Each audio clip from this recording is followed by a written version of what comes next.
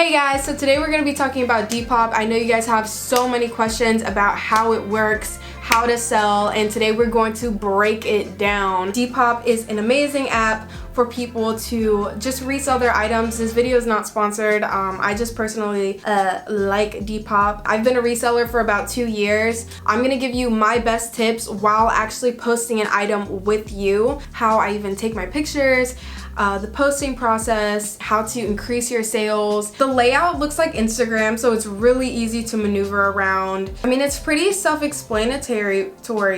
Why do I always say Terry?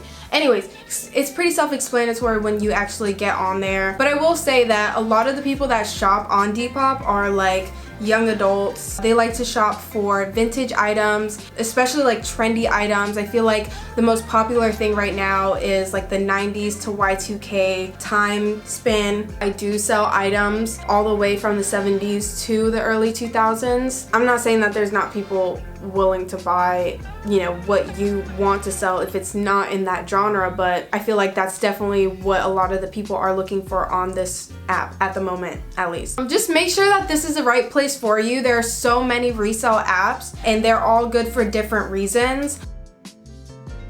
You got your items and now you need to take pictures. How are you gonna do that? Well, I have studio lights, which I don't know if you're willing to invest in that. You know, if you plan on doing this for the long run, then that might be a good choice for you. But I would recommend just starting off with window lighting first, or go outside and take pictures. You definitely want to have a clutter-free background. So for me, like, I always use my flat sheets that I get from the Goodwill, or you can even use seamless paper. I buy mine from B&H and you can get them in so many different colors. You can set up a whole background, you know, put plants up. There are some shops that really go out and like set up like a whole theme for like each outfit, and it's freaking awesome. Like 3 Pigs Vintage, I love their shop. Like, I love just looking at their pictures because you can tell like they really care about like the essence of everything. Like, it's freaking awesome. I mean, of course they probably have like a whole team, but that's like 5 steps ahead of me, okay? Make sure the light is on you. If you have like a light on your ceiling, that would cast a shadow on your items. Lighting is like the most important thing, guys, because when people are searching for items, they have like 15 different postings on their screen. So you want to make sure that yours is lit and popping out and just like ready to grab anyone's attention. Okay? Blah, blah, blah. And try to avoid taking pictures in the mirror. If you really need to, then like, I guess, but if you're really trying to set up a shop, you want it to look professional. You want it to look clean and clear. When I take my pictures, I just use my iPhone 6. And I use my self timer. For the picture quality on this is good enough. You actually also have the option to take a video to post on Depop. That's like a new feature. When I set up my phone though, I use my tripod. My tripod does not actually hold my phone. I kind of rig it in between, like, I don't know. It's really bootleg, but it works. Just make sure you can set up your phone some way, somehow. I take all my pictures myself. Some people get other people to take their pictures, but then I feel like you would have to split up the profits. And it's like, you can just do it yourself. Just do it yourself. And one thing that is super important to when you're taking pictures, you want to style your items. You want to show the potential buyer how they can style the items so that they can better visualize it on themselves. And you definitely want to do try-ons. Like, some people do just take pictures of it on a hanger or flat, but I promise you, trying it on, like, somebody's gonna ask you to try it on anyways, so you might as well just do it. Get used to doing that. And you know, it definitely does increase your chances of selling. You can only post 4 pictures. The pictures that I definitely have to post, just like a straight up picture, I always lay the item down on the floor and put a tape measure so that people can see how I measure it. Make sure that when you are measuring your bottoms that you stretch the waist out straight. So like the front and the back cloth is like on the same level. It's not like going inward in the front. That will give you a different measurement. You want to make sure that it's straight across. You can actually Google how to get the right measurements for tops and bottoms. You know, it's pretty universal. Make sure you get the hips, the waist, and the rise for pants. And then for shirts, you want to get pit to pit and maybe the side seam. If you have long sleeve shirts, then definitely get inseam, arm inseam. There you go. Make sure you take pictures of any flaws of the item, and also I like to take a picture of the tag, like on the back of the shirt, so that they can know that it's actually vintage, because a lot of times that actually gives it away if it is a legit 90s item or not. I mean, a lot of times the tags look cool anyway, so I like to include those pictures. Show any details, you know, if it got like 3 buttons on the shoulder, you want to take a picture of that. And you can post a full body, especially if you styled the item like head to toe, then definitely post a full body picture.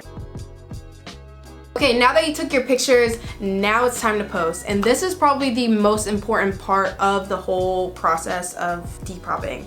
You want to make sure that your post is up to par. I'm actually going to post the item with you guys. I'm going to post this shirt. I know for sure I'm going to post this one and this one and this one. Sometimes I do like to post a picture of how it would look on me if I didn't tuck it in, because I pretty much tuck in all my shirts, but I don't all the time because I usually include a side seam. And right here, as you can see, I always take pictures of the measurements that I take instead of like jotting them down. I'm already like laying it flat to take a picture of it anyways. So when you're posting, you want to make sure that your captions are super captivating. Like, you want to get the people excited about what you're selling. You want to hype it up. Mention like how you would wear it, what it would be super cute with, like activities that you could do in it. Is it comfortable? What type of material is it? Like, oh my god, check out this 90s gem. It's freaking too cute. I don't know. I'm just giving you guys like a little example. Honestly, people that I love to just read their captions are like Loser Thrift, He, She, Cherie. Like, they get me so enthused about what they're selling. A lot of times I just kind of like jot down like all the little things that I want to say about it, and then like I'll go back and just like kind of rearrange it. But this is what I got. Super cute vintage race car t-shirt featuring a checkerboard background with a sports car in excellent condition. This is a personal fave. I love the primary colors and the print is so thick and sturdy with no cracks. The material is stretchy and the collar fits so snug around the neck. Pair this with any high-waisted bottoms and you are good to go with a 14.5 side seam. You can add brands, which is really cool. A lot of the vintage brands are not up here. Now when it comes to shipping, you can either ship with Depop or you can actually go to the post office and mail your items. So with Depop, you get the option of a small, medium, large. Depop shipping is a lot more expensive than the post office. I like using Depop's shipping labels because it processes right on the app. I can print the labels right off the app. I can print it at my house, tape it to the packages, and put it right up front my door. A lot of times my postman will take it. If you choose to go with the USPS, I think the flat rate shipping is about $7 and you get like a little box. It's really all up to you. What's cool about shipping with the post office though is that you get free packages. I have to purchase my packages, but I'll tell you where I get those later. When you're posting it, you definitely want to add measurements, especially for bottoms. Definitely put if there's any flaws with the item. I like to be as detailed with people so there's no surprises. Something that definitely helps is to add tags. After I write my description, I'll press the tab button and in all caps put tags with the 2 dots so people know like they don't really have to read this part, but I'll put other things that are relating to that item. Super colorful, 90s, what kind of style it is, grunge, long sleeve, t-shirt, tee, just different variations of whatever it is that you're posting. Just don't put tags that are just like non-relatable at all. Like sometimes I see that and I'm like, this has nothing to do with leopard. This is checkerboard. In the description, I also like to include the best size that it would fit because for a lot of vintage items, the sizing is different than what the sizing is now. Okay, and now we got to the price. How much am I gonna put this item for? I will probably put it for $22. First off, because I know people like to haggle on here, so I feel like the lowest that I would take is like 18 bucks, so I'm gonna put $22. A lot of things that you wanna consider when you're selling an item is, first off, how much did you pay for it originally? How much time did it take you at the thrift store when you were searching for items, or gas, or packaging costs? You know, especially if you go to a post office too, that's time going to the post office, waiting in line, gas for that, the time that you took taking pictures of the item and measuring. Like, it's actually a really long process. It doesn't seem like it's that much, but it is time consuming as crap. Not only that, but Depop takes a 10% from what you make, and on top of that, PayPal takes a 3% plus 30 cents. You don't want to lose out on money. You don't want to lose out on your time. Another thing you should keep in mind when you're trying to figure out how much to charge a person for an item is how much do other people sell it for. You want to make sure that you have competing prices. So when somebody shops with you and you sold your item, I would recommend messaging them and being like, hey, thanks for shopping with me. This is when I'm gonna ship out my item. Try to ship out really fast. If anybody has any questions, make sure you answer them fast. You wanna be super responsive. And especially if it's a returning customer, acknowledge that. Be like, thank you for shopping with me again. You know, maybe give them extra goodies in their packaging, which get your packaging either from the dollar store. That's how I started because it's super cheap.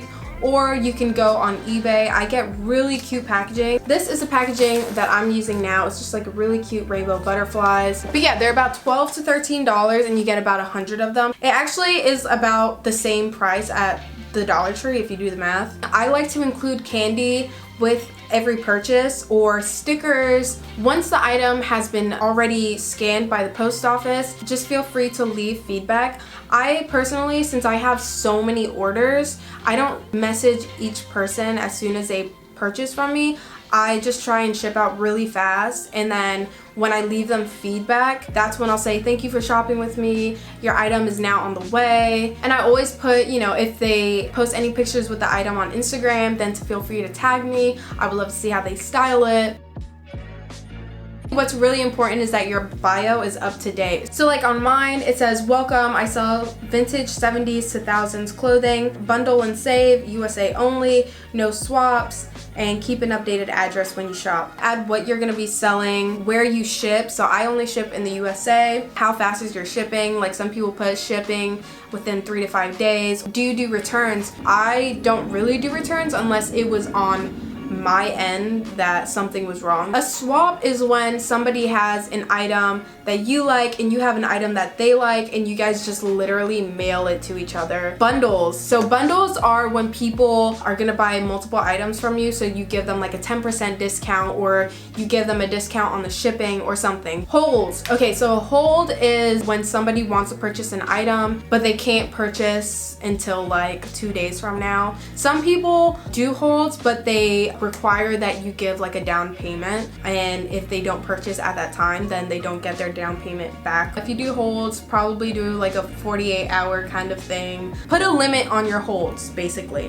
When people are going onto your page, you just want it to be like really clean. You want it to have like a theme. Make people know that this is a legit shop. When you have a professional layout, they'll feel way more trustworthy to shopping with you. They know you're serious about what you're doing.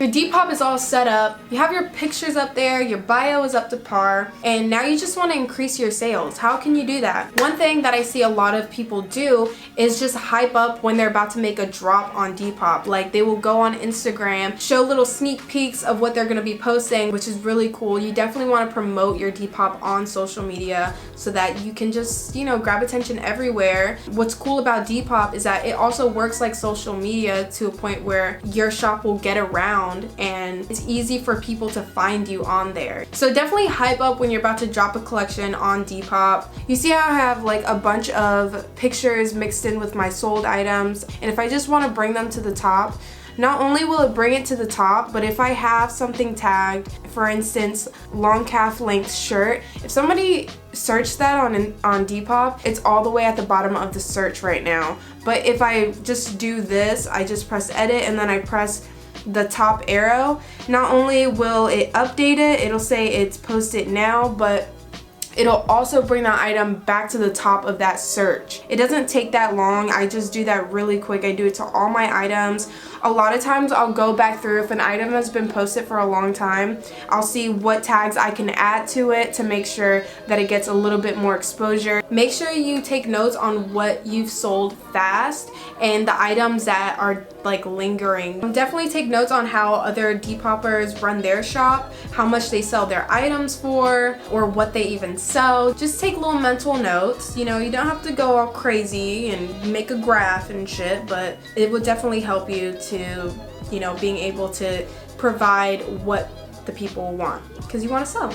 Another thing that I forgot to mention is doing little sales promotions. Like, people do flash sales that last for like a day. They'll be like buy one get one half off, or I always let them know when I reduce my prices. And if at some point, you know, you get a little lost, you need a little refresher on how to get your Depop back up and running, you can check on Depop. They actually have in the help center little tips for how to make your images really stand out. Also, feedback on your Depop shop. So a lot of you guys always send me your Depops and you're like, hey, can you check it out? Tell me if I'm doing good. And a lot of the feedback that I give to you guys would be useful for a lot of other people to know. And I just feel like if you are willing for me to critique it in front of everyone, you would definitely be helping a lot of other people. Yeah. I hope you grow your shop, and I hope you're having a great day, and yeah, bye.